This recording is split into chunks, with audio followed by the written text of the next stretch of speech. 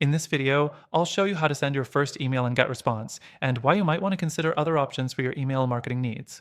Whether you're completely new to GetResponse or you're just looking to get started with sending your first campaign, this quick explainer is exactly what you need to see. First thing you need to do is log into GetResponse. Once you're in, you'll land on the dashboard. From here, click on Email Marketing in the left-hand menu.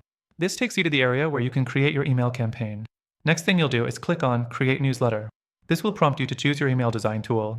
You can either use the drag and drop editor, which is beginner friendly, or dive into the HTML editor if you want full control over your design. For most people just starting out, the drag and drop editor is going to be the easiest choice.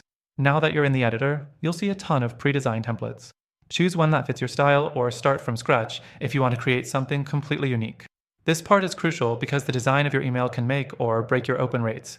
Keep it clean, straightforward, and visually appealing. The fourth thing you'll do is customize your email.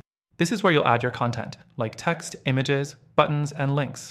You can easily drag and drop these elements into your email. If you're promoting a product or service, make sure your call to action stands out. Your subscribers need to know exactly what to do next. If you have an offer, don't be afraid to highlight it. Next thing, you'll want to set up your email's recipients. Select your contact list or create a new one if you haven't done so already. This step is simple. Just pick the audience that will get the email.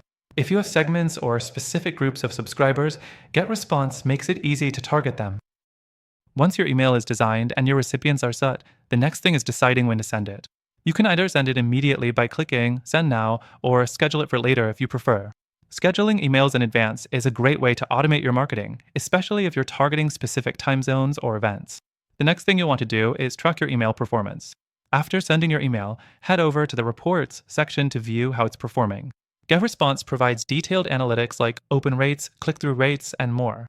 This feedback helps you improve your future campaigns. Now, if you're still with me, here's the important part. While GetResponse does a decent job with email marketing, there are other tools that might serve you better depending on your goals.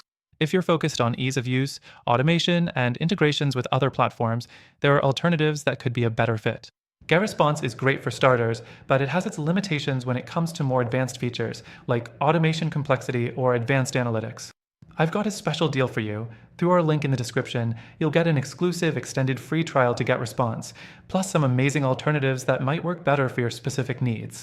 These alternatives also have free trials, so you can test them out risk-free and see if they align better with your business goals. Just make sure to grab the best deal available through our link for the best free trial and exclusive benefits only available to our viewers.